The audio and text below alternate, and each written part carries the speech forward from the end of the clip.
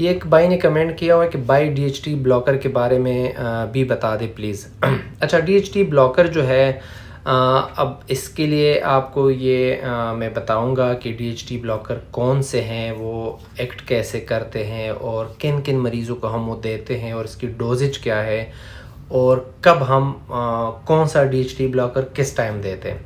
तो सबसे पहले तो आपको डीएचटी का पता होना चाहिए। डीएचटी डाईहाइड्रोटेस्टोस्टेरोन है।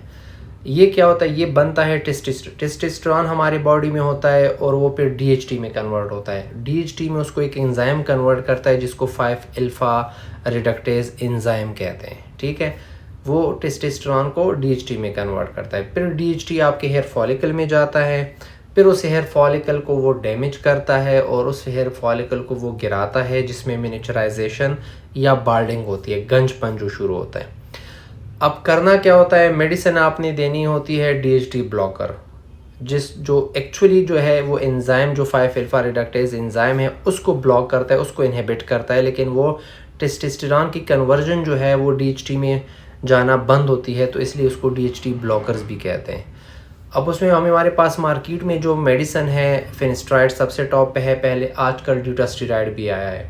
अब इन दोनों में क्या फ़र्क है और किस टाइम हम कहते हैं कि ये फिनिस्ट्राइड है, किस टाइम ड्यूटास्टेरॉइड। तो डेफिनेटली सबसे पहले हमारी ऑप्शन जो होती है वो फिनिस्ट्राइड होती है, उसके बाद फिर ड्यूटास्टेरॉइड होती है। अब अगर फिनिस्ट्राइड ज़्यादा अच्छा काम ना करे, अब ये कैसे एक्ट करती है और ड्यूटास्टेरॉइड को सेकंड नंबर पे हमने क्यों रखा है, वो इसलिए कि आपका जो फिर मैं बता रहा हूँ टेस्टोस्टेरोन डीएचटी में कन्वर्ट होता है, तो उसमें एक एंजाइम होता है 5 अल्फा रिडक्टेज इनहिबिटर।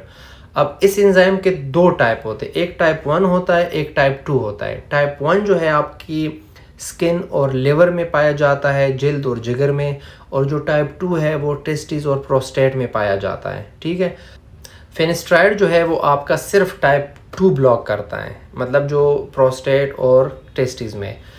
लेकिन ड्यूटास्टेरॉइड जो है वो नॉन सेलेक्टिव है। नॉन सेलेक्टिव का मतलब ये है कि वो दोनों एंजाइम को, दोनों टाइप्स को ब्लॉक कर रहा है, मतलब स्किन और लिवर में जो है उसको भी ब्लॉक करता है और उसको भी। अब इसका मतलब क्या हुआ, अब इसका मतलब ये हुआ कि अगर एक चीज़ दोनों को ब्लॉक कर रहा है तो उसके साइड इफ़ेक्ट भी कंपेरेटिवली ज़्यादा होंगे बजाय इसके कि जो सिर्फ एक को ब्लॉक कर रहा है।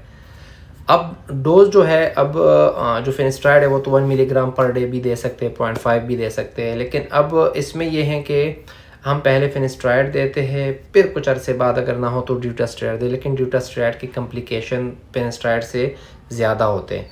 हमें चाहिए होते बाल, कम्प्लिकेशन नहीं, तो यूजुअली हम लो फिनिस्ट्राइड से शुरू